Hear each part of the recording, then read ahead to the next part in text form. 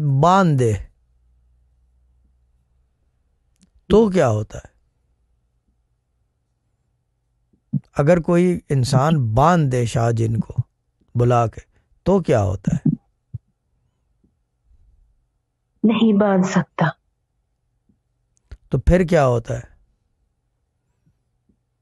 वो बर्बाद हो जाएगा। फिर वो अपने आप को बांधने लगता है ना? वो बर्बाद हो हाँ, जाएगा। उसको बांधने के चक्कर में वो अपने आप को बांधने लगता है। फिर नहीं बांध सकते। नहीं बांधते ना, नहीं हाँ बांध वो सकते। होके आ जाए जैसे तेरे पास आते हैं हम्म। ऐसे।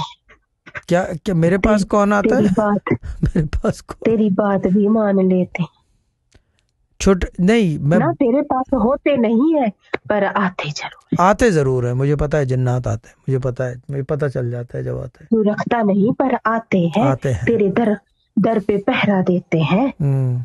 ऐसा नहीं है। हाँ। नहीं लेकिन ये